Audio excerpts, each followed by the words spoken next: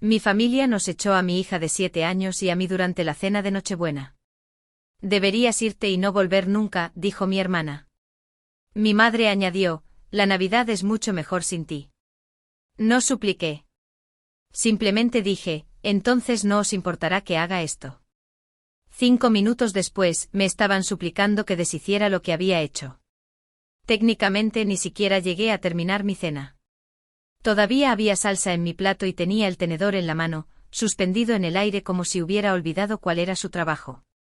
Mi hija de 7 años, Mía, había dado 2 mordiscos educados a su trozo de pan y estaba contando en silencio los guisantes de su plato, esa forma en que lo hacen los niños cuando el aire en una habitación se vuelve cortante. Los hijos de mi hermana saltaban en sus sillas y hablaban unos encima de otros sin que nadie los detuviera, mientras Mía permanecía quieta y callada, sabiendo ya que niños se suponía que debían portarse bien. Frente a mí, mi hermana Elisa sonreía como si lo hubiera estado ensayando frente al espejo. Ese tipo especial de sonrisa que dice, estoy siendo razonable, mientras sus ojos dicen, estoy a punto de arruinarte la vida y llamarlo poner límites. Javier, el marido de Elisa, estaba sentado a su lado, asintiendo a la nada. El equivalente humano de un salvapantallas. Llevaba años rondando a nuestra familia, siempre demasiado cómodo en casa de mis padres, actuando siempre como si la habitación de invitados tuviera su nombre en la puerta. Javier era el tipo de hombre que podría ver arder un edificio y preguntar dónde están las nubes de azúcar para asarlas.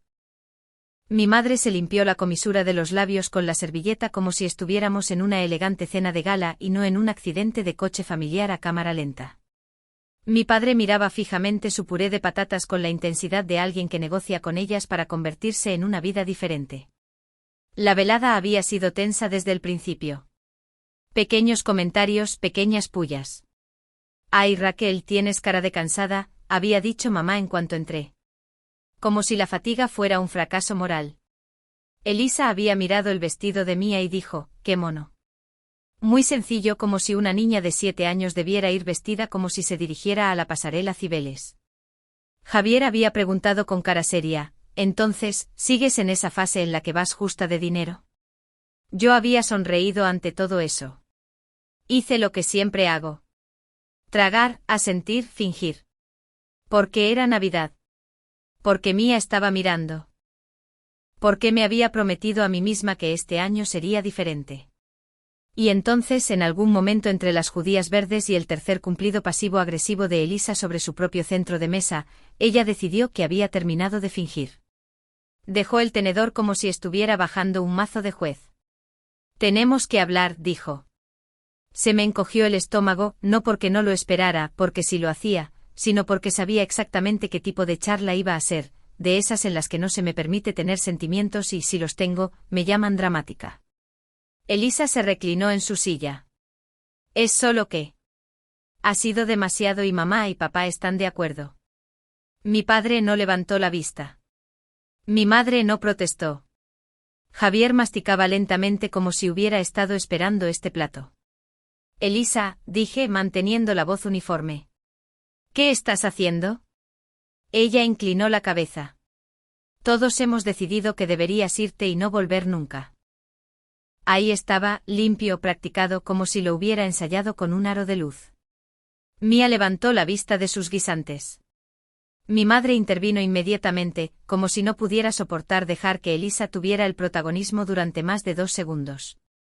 La Navidad es mucho mejor sin ti, dijo suavemente, casi con amabilidad, como si estuviera hablando de una vela con mal olor. Parpadeé una vez, 2 veces. Miré a papá. Finalmente levantó los ojos y por un segundo, solo un segundo, pensé que podría decir algo. Cualquier cosa. Una protesta, una corrección, un simple esperad un momento.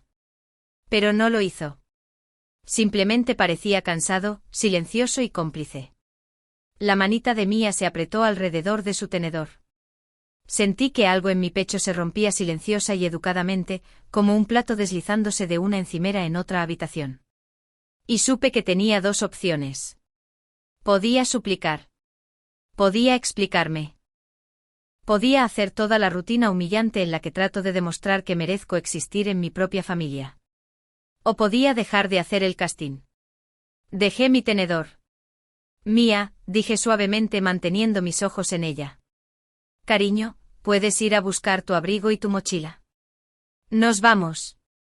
Ella no dudó. Se deslizó de su silla como si hubiera estado esperando permiso. Vale, dijo. Sin discusiones, sin lágrimas, solo alivio envuelto en la voz de una niña. Salió del comedor hacia el pasillo, y algo en la rapidez con la que fue, la facilidad con la que lo hizo, me hizo sentir enferma, como si hubiera estado cargando con esta incomodidad más tiempo del que yo quería admitir.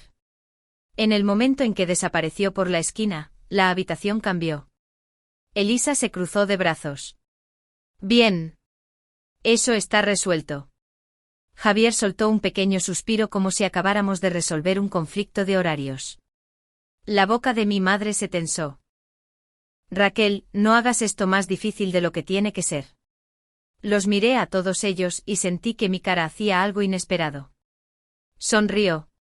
No una sonrisa cálida, no una amistosa. El tipo de sonrisa que pones cuando te das cuenta de que has estado tratando de ganar un juego amañado. Vale, dije con calma. Elisa parecía engreída. Finalmente me levanté lentamente empujando mi silla hacia atrás. Entonces no os importará que haga esto. Todos me miraron como si estuvieran esperando una rabieta, lágrimas o un discurso dramático. En cambio pasé por el marco de la puerta del comedor hacia la cocina, y me detuve en el armario cerca del final de la encimera. Los había puesto allí antes escondidos, ocultos detrás de la pila de fuentes navideñas como un patético y pequeño secreto. Me había dicho a mí misma que estaba siendo cuidadosa, considerada, esperando el momento adecuado. Resulta que el momento adecuado fue el momento en que me dijeron que no pertenecía allí. Abrí el armario y saqué 3 sobres de papel, sencillos, crujientes, pesados. Cada uno tenía un nombre escrito en el frente con rotulador negro grueso: mamá, papá, Elisa. Las cejas de Elisa se levantaron. ¿Qué es eso? Javier se burló. ¿Son tarjetas? Mi madre soltó una risa como si no pudiera evitarlo. Raquel, ¿qué estás haciendo? Esto es ridículo. La miré. ¿Lo es? Papá finalmente habló con voz plana. Si estás tratando de hacernos sentir culpables. Oh no, dije todavía sonriendo. Esto no es culpa. Esto son solo consecuencias. Elisa se levantó exasperada. ¿Crees que necesitamos tus regalos? ¿Crees que vamos a echar de menos cualquier pequeña? No la dejé terminar. Cogí el sobre etiquetado mamá y lo rompí justo por la mitad. El sonido fue suave. El papel rasgándose no debería ser tan ruidoso, pero en esa habitación se sintió como un disparo. La sonrisa de mi madre vaciló. Raquel. Rompí el etiquetado papá a continuación. Lento, limpio, deliberado. La cara de papá se tensó. Javier se enderezó un poco como si su cerebro finalmente hubiera cargado la información. La presunción de Elisa se agrietó en los bordes. Basta. ¿Qué estás? Rompí el etiquetado Elisa al final. ¿Ese? Ni siquiera dudé. Dejé caer los pedazos sobre la encimera en 3 pilas ordenadas como ofrendas. Hubo un momento de silencio en el que ninguno de ellos se movió. Entonces Javier soltó una carcajada, demasiado fuerte y demasiado forzada. Vale. Vaya, eso es una locura. La voz de Elisa se volvió aguda. Estás demostrando nuestro punto. Mamá negó con la cabeza como si estuviera viendo a una extraña. Esto es exactamente por lo que. No discutí. No me expliqué. Simplemente me di la vuelta. Mía estaba en el pasillo ya con su abrigo con la pequeña mochila colgada al hombro. Me miró con los ojos muy abiertos, pero no parecía sorprendida. Le tomé la mano. Nos vamos, dije y salimos por la puerta principal. El aire frío me golpeó la cara, ese tipo de frío que hace que tus pulmones despierten. Mientras bajábamos los escalones de la entrada, miré hacia atrás a través de la ventana sin querer. Los vi mirando la encimera, luego moviéndose, ya no enfadados. Curiosos. Mamá se inclinó hacia adelante y recogió un trozo roto. Papá se acercó. Elisa arrebató algo y comenzó a presionarlo junto como un rompecabezas. Sus caras cambiaron en tiempo real, de engreídos a confundidos, de confundidos a pálidos, de pálidos a aterrorizados. Y entonces, a través del cristal, vi la boca de mi madre abrirse de par en par, como si estuviera gritando. No pude oírlo claramente al principio. Luego pude. La puerta se abrió de golpe detrás de mí. Raquel. Pasos rápidos. Torpes. La voz de Elisa más aguda de lo que nunca la había oído. Espera. Espera. Vuelve. La mano de Mía se apretó en la mía cuando llegamos al coche. Raquel. La voz de mamá se quebró. Por favor. Por favor. No puedes. Papá también sonaba diferente. No tranquilo. No silencioso. Raquel, para. Solo para y hablemos. Abrí la puerta del coche, todavía sosteniendo la mano de Mía. Miré sus caras, pálidas, frenéticas, transformadas. Hace 5 minutos me habían dicho que la Navidad era mejor sin mí. Ahora me suplicaban que revirtiera algo que todavía no podían admitir en voz alta.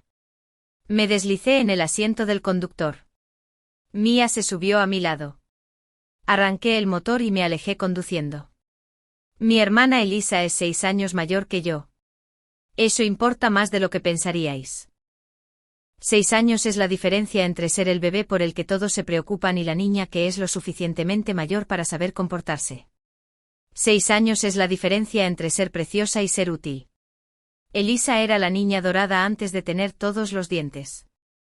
Mi madre solía decir que era un milagro, como si hubiera negociado personalmente con el universo por una hija que pudiera sonreír bajo demanda. Elisa era la niña a la que los extraños felicitaban en el supermercado. ¡Qué señorita!, decían. ¡Qué bien educada! Yo era la niña detrás de ella sosteniendo el carrito, a la que le decían que no tocara nada. Si Elisa lloraba, el mundo se detenía. Si yo lloraba, era una dramática. Elisa recibió clases de baile. A mí me dijeron que la mirara mientras mamá hacía recados. Elisa obtuvo el «es que es muy apasionada». Yo obtuve el «¿por qué no puedes ser más como tu hermana?». Las vacaciones eran donde realmente se notaba. Elisa abría regalo tras regalo mientras todos miraban. Chillaba perfectamente, reía perfectamente, abrazaba a mamá perfectamente. A mi madre le encantaba eso. Le encantaba la actuación. Le encantaba tener una hija que pudiera hacerla parecer el tipo de madre a la que la gente felicita. Yo recibía algo práctico. Un pijama, un jersey, un libro. Luego me daban una bolsa de basura y me decían que recogiera el papel de regalo. Y la parte más loca es que ni siquiera supe que estaba mal durante mucho tiempo. Cuando creces dentro de un sistema, asumes que es simplemente cómo funciona la gravedad. Para cuando era adolescente, había perfeccionado el arte de hacerme pequeña. Aprendí qué temas hacían suspirar a mi madre, qué opiniones hacían que papá se callara, qué emociones hacían que Elisa pusiera los ojos en blanco. Así que dejé de tenerlas, o dejé de mostrarlas de todos modos. Me fui a la universidad y pensé que tal vez la distancia lo arreglaría. Pensé que tal vez estar lejos haría que mi familia me echara de menos. No lo hicieron. Echaban de menos tener a alguien a quien culpar cuando Elisa era infeliz, pero eso no es lo mismo. Conocí a mi marido, Daniel, cuando tenía 20 y tantos años. No era ruidoso. No era llamativo. Era el tipo de hombre que te pasaba tranquilamente una taza de café sin hacer un gran alboroto, como si la amabilidad fuera algo que se te permitía recibir sin ganártelo. En nuestra tercera cita, mencioné a mi hermana y a mi madre riéndome como si fuera normal. Daniel no se rió. Eso no es normal, dijo. Recuerdo mirarlo como si hubiera hablado en otro idioma. Lo dijo de nuevo, más suave. Raquel, eso no está bien. Nadie me había dicho eso antes. Nos casamos un año después. Mis padres actuaron como si nos apoyaran en público. Elisa actuó emocionada para Instagram. Javier, que todavía era solo el novio de Elisa en ese momento, hizo una broma sobre cómo Daniel era valiente por casarse con alguien de nuestra familia. Daniel sonrió educadamente y no entró al trapo. Daniel trabajaba como ingeniero de obras. Estaba orgulloso de ello. Le gustaba construir cosas que duraran, le gustaba resolver problemas que la mayoría de la gente ni siquiera notaba que estaban allí. Trabajaba largas horas en grandes proyectos, construcciones comerciales, renovaciones, secciones enteras de manzanas de la ciudad que solían ser solares vacíos. Pagaban bien. No bien de avión privado, pero lo suficientemente bien como para que no estuviéramos constantemente contando céntimos. Y como aparentemente soy incapaz de no tratar de ganar el amor de mi familia, Daniel y yo comenzamos discretamente a ayudar a mis padres. Nada loco, nada dramático, solo unos consistentes 200 euros al mes, cada mes, como una pequeña línea de soporte vital financiero. A veces más si surgía algo, problemas con el coche, una factura de la luz, una emergencia que de alguna manera siempre llegaba justo después de que Elisa comprara algo caro. Mis padres nunca me dieron las gracias adecuadamente, ni una sola vez de una manera que pareciera real. Era más como si lo aceptaran, como si fuera un recurso natural que finalmente había comenzado a producir de nuevo. Elisa se atribuía el mérito a su manera especial. Decía cosas como, les dije que lo solucionaríamos. Como si ella hubiera trabajado personalmente horas extras para cubrir el pago. Javier asentía y decía, la familia cuida de la familia, y yo me tragaba la irritación porque Daniel me apretaba la mano por debajo de la mesa y me recordaba sin palabras que yo no estaba loca. Entonces llegó el día en que todo se rompió. Hace 6 meses, Daniel murió en el trabajo. Estaba en la obra para una inspección de rutina, un día normal, un día que no pensó que sería el último. Una plataforma de andamio se derrumbó, simplemente cedió debajo de él. Más tarde supimos que había habido quejas, advertencias, pequeños recortes porque alguien quería ahorrar tiempo, dinero, papeleo. Lo llamaron un trágico accidente en la primera declaración. Como si la tragedia fuera algo que simplemente sucede al azar como el clima. Pero la investigación lo llamó prevenible. Recuerdo recibir la llamada. Recuerdo la forma en que mi cuerpo se quedó frío. Recuerdo estar sentada en el suelo de mi cocina con el teléfono presionado contra mi oreja y pensando, esto no puede ser real. Esta no puede ser mi vida. Luego fue después del funeral. Todo se volvió práctico de la peor manera. Las facturas no se detuvieron porque yo estuviera de duelo. La compra del supermercado no se volvió gratis porque hubiera perdido a mi marido. Mía todavía necesitaba ropa para el colegio, cenas y cuentos antes de dormir. Y de repente yo estaba haciéndolo todo sola. Los 200 euros al mes a mis padres se detuvieron inmediatamente, no por rencor, sino por realidad. Apenas podía mantener mis propias luces encendidas. Mi familia notó el dinero faltante más rápido de lo que notaron mi dolor. Mamá comenzó a llamar más a menudo, pero no para preguntar cómo estaba, sino para preguntar con esa voz cuidadosa si todavía me las estaba arreglando. Elisa preguntó si estaba siendo inteligente con mis finanzas, como si la muerte de Daniel fuera un problema de presupuesto. Javier hizo una broma sobre cómo el seguro de vida debía ser bueno y luego se rió cuando nadie más lo hizo. No les pedí ayuda de inmediato. Aguanté más de lo que debería haberlo hecho porque pedirle algo a mi familia se siente como entregarles un arma. Pero un mes tuve que hacerlo. Mía se puso enferma. Falté al trabajo. El coche necesitaba una reparación. Los números no cuadraban. Así que pedí. No una fortuna.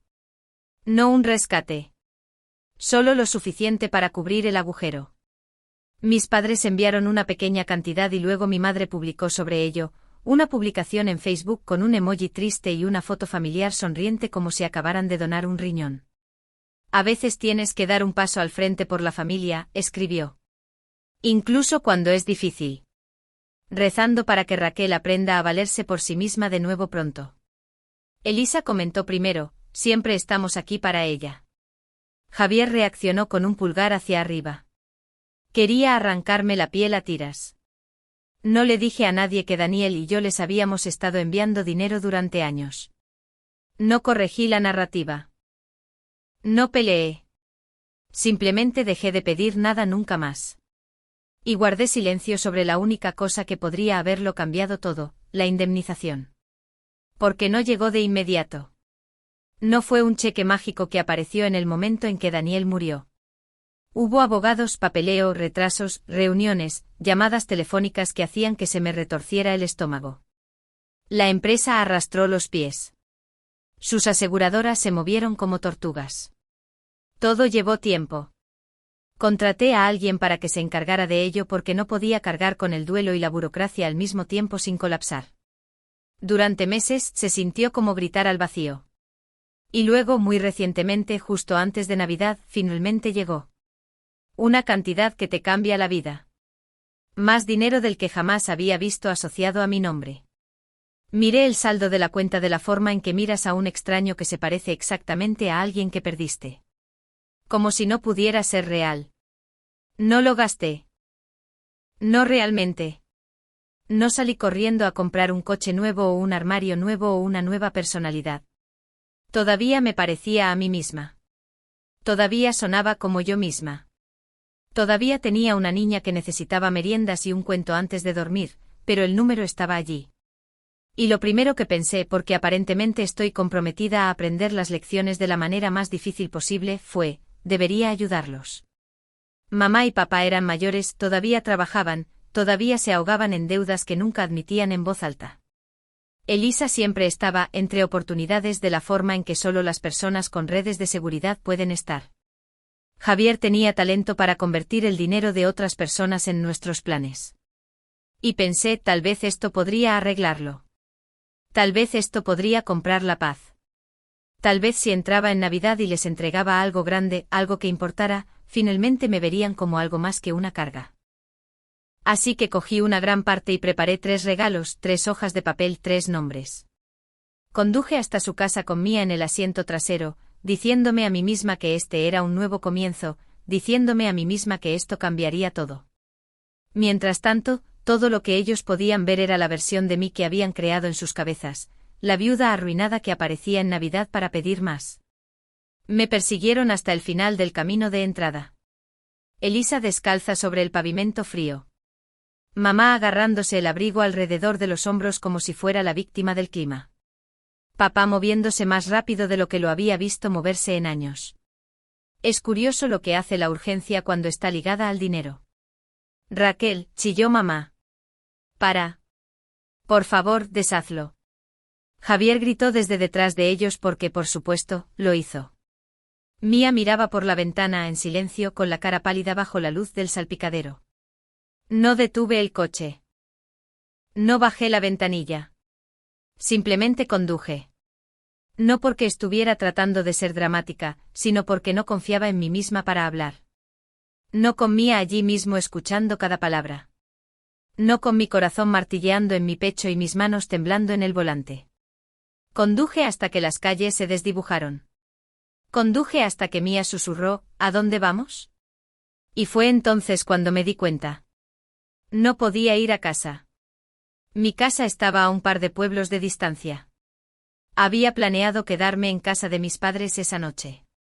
Ese era todo el punto. Navidad juntos, familia unida, como si pudiera cosernos de nuevo en algo completo. Ahora era tarde. Mía estaba agotada. Y no iba a conducir 2 horas en la oscuridad con una niña que acababa de ver a sus abuelos echarla como si fuera basura. Así que entré en el aparcamiento de un hotel cerca de la carretera. No un hostal de mala muerte, no un lugar al borde de la carretera con luces parpadeantes y manchas sospechosas en la alfombra. Un hotel de verdad con un vestíbulo cálido, olor a limpio, un lugar donde la persona en recepción le sonrió a Mía como si ella importara. Porque si no podía darle a mi hija una familia amorosa, al menos podía darle una habitación segura y un chocolate caliente. Reservé una habitación con 2 camas. Mía se quitó los zapatos y se subió a una de ellas como si hubiera estado conteniendo la respiración todo el día. Me senté en el borde de la otra cama y me miré las manos. Durante un minuto ninguna de las dos habló. Entonces Mía dijo suavemente, a la abuela no le caigo bien. Se me cerró la garganta. Mía. No le caigo bien, insistió Mía, con voz pequeña pero segura. Le caen bien los hijos de Elisa. Siempre les da los regalos buenos. Siempre los abraza primero. Sentí un escozor detrás de los ojos, agudo y caliente. Eso no es culpa tuya. Mía se encogió de hombros como una niña que ya ha decidido que el mundo es injusto y solo está tratando de entender las reglas. No es culpa mía, betió como si estuviera probando la frase. Le tomé la mano. No, no lo es. Y no tienes que hacer que le caigas bien a la gente siendo callada o buena o pequeña. Mía me miró como si estuviera escuchando algo nuevo. Pero tú lo haces. Me congelé porque no estaba equivocada. A los niños no se les escapa mucho. Simplemente no siempre tienen las palabras. Tragué saliva con fuerza y la abracé. Lo siento, susurré en su pelo. Lo siento mucho. Mía bostezó, la adrenalina finalmente desapareciendo. ¿Podemos ver una película? Sí, dije con la voz espesa. Podemos ver lo que quieras. Comimos aperitivos de la máquina expendedora en la cama y vimos una película navideña donde todos aprendían el verdadero significado de la familia. Mía se rió en las partes tontas. Yo también me reí, pero salió un poco roto. Mi teléfono vibraba sin parar en la mesita de noche. Mamá, papá, Elisa, Javier, una y otra vez. Lo ignoré mientras Mía estaba despierta. Después de que finalmente se quedó dormida, estirada de lado en la cama como una estrella de mar, miré mi teléfono hasta que la pantalla se atenuó. Vibró de nuevo. Mamá. Contesté. Raquel. Su voz estalló en mi oído. Demasiado brillante, demasiado aguda, como si hubiera estado llorando y estuviera tratando de ocultarlo. Oh, por fin. ¿Dónde estás? ¿Estás a salvo? Está bien, Mía. Casi me reí. Ahora te importa, Raquel. Por favor, dijo rápidamente. No lo decíamos en serio. Sabes que no lo decíamos en serio. De fondo oí la voz de Elisa, cortante, enfadada. Dile que vuelva. La voz de papá también, baja y tensa. Ponlo en altavoz. Mamá dudó. Luego oí el clic. Raquel. Papá dijo, esto es ridículo. Vuelve aquí y arregla esto. Elisa intervino. Sí, deja de actuar como una mártir. Estás arruinando la Navidad. Miré la forma dormida de mi hija y sentí que mi pecho se tensaba de nuevo. Vosotros ya arruinasteis la Navidad, dije en voz baja. Me dijisteis que me fuera y no volviera nunca con mi hija sentada allí mismo. Estábamos alterados, dijo mamá rápido. Las emociones estaban a flor de piel. Ya sabes cómo es Elisa. Lo sé, dije. Sé exactamente cómo es Elisa, y sé exactamente cómo sois vosotros. Vine a dar, no a recibir. Vine a ayudaros y me tratasteis como si estuviera allí para mendigar. Elisa espetó, no tienes derecho a romper algo así y marcharte como si no significara nada. La voz de papá se elevó. Raquel, tienes que arreglar esto. Puedes volver a hacerlo. Puedes escribirlo de nuevo ahora mismo. Ahí estaba. No, disculpa, no, amor. Pánico. Tomé aire. No, dije. Esta noche no. No después de lo que dijisteis. La voz de mamá se quebró. Raquel, por favor. No, repetí, y esta vez me sentí firme. Buenas noches. Terminé la llamada y puse el teléfono boca abajo. Me temblaban las manos, pero mi mente estaba tranquila de una manera que no había sentido en meses. Fuera, los coches pasaban siseando por la carretera mojada. Dentro, Mía dormía segura. Y en algún lugar de la casa de mis padres, estaban mirando 3 trozos de papel rotos y dándose cuenta de que acababan de votar para excluirse del mejor resultado que jamás obtendrían. Durante unos días después de Navidad, todo quedó en silencio. Sin llamadas, sin mensajes, sin comprobar cómo estábamos. Ni siquiera un mensaje pasivo-agresivo de Elisa con un emoji de manos rezando y una amenaza escondida detrás. Al principio el silencio se sintió como un alivio, como si el mundo hubiera dejado de temblar el tiempo suficiente para que yo respirara. Mía volvió a su rutina. Colegio, desayuno, deberes. Hizo menos preguntas sobre la abuela. No volvió a mencionar la Navidad, lo que de alguna manera dolió más que si lo hubiera hecho. Deshice la maleta que habíamos traído para lo que se suponía que eran unas vacaciones familiares. Doblé el pequeño jersey de Mía y sentí que mi estómago se retorcía de ira otra vez. Entonces, al tercer día, abrí Facebook. Y allí estaba una publicación de Elisa, una foto de ella en el salón de mis padres, sonriendo frente al árbol como si acabara de ganar un premio. Javier a su lado. Mamá al fondo sosteniendo una taza como si protagonizara un anuncio navideño saludable. El texto era largo. Por supuesto que lo era. Empezaba con algo sobre la familia y la traición y terminaba con algo sobre cómo algunas personas muestran sus verdaderos colores. No usó mi nombre al principio, lo cual fue casi peor, como si yo fuera un rumor. Luego lo hizo. Raquel apareció en Navidad buscando compasión, escribió Elisa. Y cuando finalmente pusimos límites, humilló a nuestros padres y salió furiosa. Algunas personas se lo llevarán todo y aún exigirán más.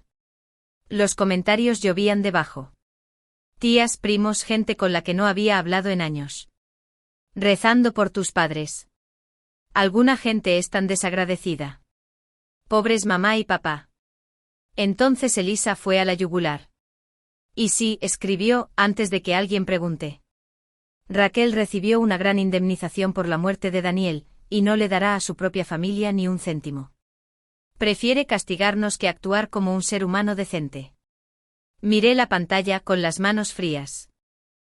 Me había lucrado con la muerte de mi marido. Eso es lo que ella estaba insinuando. Que tuve suerte. Que debería estar agradecida. Que les debía una parte del duelo. Mi teléfono comenzó a sonar de nuevo en menos de una hora. Los monos voladores, como los llamaría mi terapeuta si tuviera tiempo de conseguir uno. Una tía, simplemente creo que deberías disculparte. Tus padres están devastados. Un primo, Elisa dijo que te volviste loca y rompiste dinero delante de ellos. Otro primo, ¿es verdad que te pagaron? Eso es una locura. Un mensaje de alguien que apenas recordaba, la familia es todo lo que tienes. No contesté al principio. Le hice la comida a Mía. La ayudé con una ficha de matemáticas. La vi colorear un dibujo de un muñeco de nieve y me pregunté qué tipo de adultos podrían mirar a una niña y decidir que no merecía un asiento en la mesa. Al final del día había terminado de estar callada, porque el silencio nunca me había protegido. El silencio solo me había hecho más fácil de culpar. Abrí mi aplicación del banco y saqué las transferencias que había estado haciendo durante años. 200 euros al mes, cada mes. Hice capturas de pantalla. Luego busqué la publicación de Facebook que mi madre había hecho después de que Daniel muriera. Esa en la que presumía de enviarme una pequeña cantidad como si fuera caridad. Hice captura de eso también. Luego escribí, ni una queja, ni una novela, solo la verdad, limpia y afilada. Elisa, escribí, me dijiste que me fuera y no volviera nunca en Navidad delante de mi hija de 7 años. Mamá estuvo de acuerdo. Papá se quedó callado. Luego publiqué los recibos. Años de pagos mensuales, ayuda silenciosa de la que nunca presumí. Y justo debajo la vieja publicación de mi madre, su emoji triste, su dar un paso al frente por la familia, su pequeña insinuación de que yo era irresponsable. Así es como se veía la familia antes de que Daniel muriera, escribí. Apoyamos a mamá y a papá cada mes durante años. Nunca publiqué sobre ello. Nunca pedí aplausos. Esto es lo que pasó la única vez que necesité ayuda, publicaron sobre ello como si les hubiera robado. Y para que conste, añadí, no salí furiosa. Me fui cuando mis padres y mi hermana me dijeron que la Navidad era mejor sin mí delante de mi hija de 7 años. Le di a publicar. Luego apagué mi teléfono y fui a sentarme con Mía en el sofá mientras veíamos dibujos animados. No tardó mucho. En una hora, la gente empezó a comentar en la publicación de Elisa de manera diferente. Espera, ¿les estabas enviando dinero? ¿Por qué publicasteis sobre ayudarla? Entonces, la echasteis y ahora queréis su dinero. Los comentarios de Elisa se volvieron defensivos, luego enfadados. Luego borró algunos. Mamá intentó enviarme un mensaje privado. Papá no dijo nada, pero vi a su hermana, mi tía, comentar, esto es repugnante. Raquel y Mía no se merecían eso. La publicación de Elisa fue editada, luego editada de nuevo. Luego desapareció. Al día siguiente sonó el timbre. Miré por la mirilla y sentí que se me caía el estómago. Mamá y papá estaban allí. Elisa también. Javier de pie detrás de ella como una lámpara de apoyo. Y en las manos de mamá una tarta, como si el glaseado pudiera deshacer la crueldad. Abrí la puerta lo justo para asomar la cabeza. Raquel, dijo mamá con la voz demasiado dulce. Hola, cariño. No contesté. Elisa sonrió. No la sonrisa engreída de Navidad. Una nueva. La que te pones cuando quieres algo. Solo queremos hablar, dijo. Todos hemos tenido tiempo para calmarnos. Papá se aclaró la garganta. Somos familia. Mamá levantó un poco la tarta como si fuera una ofrenda de paz y no atrezo. No queríamos decir lo que dijimos, se apresuró a decir. Lo sabes. Los miré fijamente. Lo quisisteis decir lo suficiente como para decirlo. Los ojos de Elisa parpadearon. Eso fue un momento. Un momento, repetí como un eco. Un momento en el que mirasteis a mi hija y decidisteis que no pertenecía allí. Javier se inclinó un poco hacia adelante. Raquel, venga ya. Mía necesita primos. Familia. Mía apareció detrás de mí, asomándose por mi pierna. La cara de mamá se iluminó al instante. Mía. Hola, cariño. Ven a darle un abrazo a la abuela. Mía no se movió. Su manita se enroscó en mi camiseta. La sonrisa de Elisa se tensó, pero la mantuvo pegada. ¿Ves? De esto es de lo que estamos hablando. Podemos arreglar esto.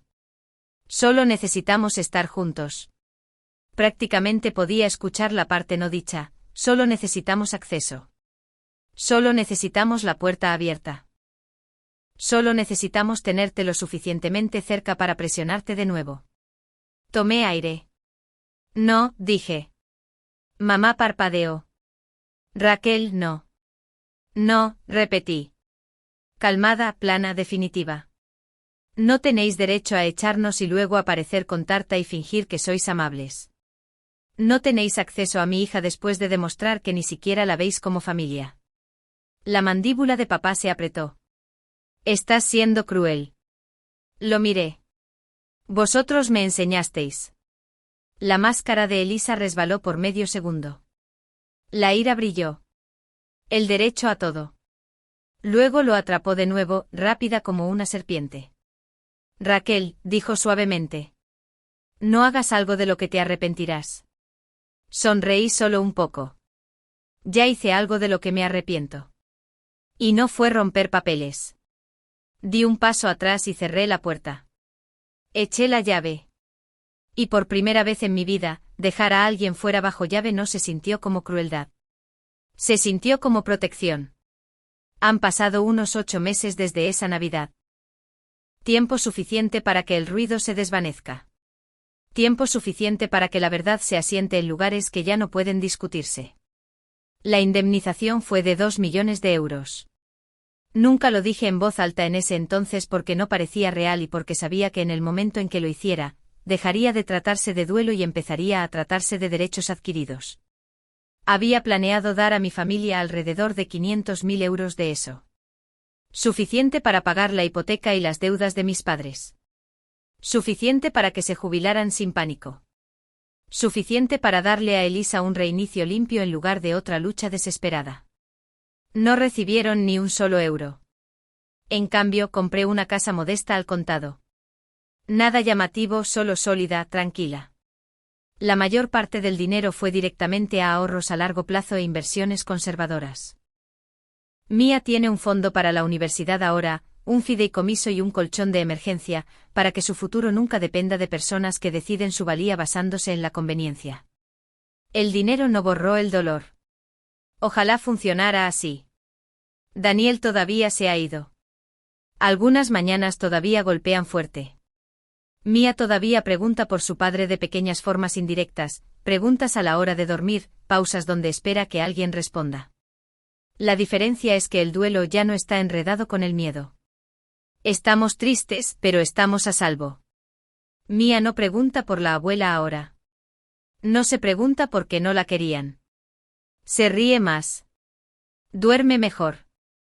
Sabe que esta casa es suya. Por lo que se cuenta, he oído lo que les pasó. Mis padres vendieron la casa. Su jubilación se desmoronó. Las relaciones se fracturaron. Y la parte que realmente los rompió no fue solo el dinero. Fue saber exactamente lo cerca que estuvieron.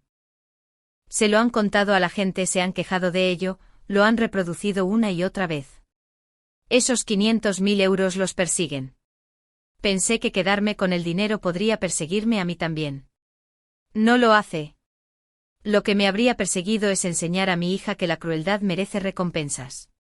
Todavía lloro la familia que esperaba tener, pero elegí la seguridad de mi hija por encima de su aprobación, y esa elección finalmente me eligió a mí también.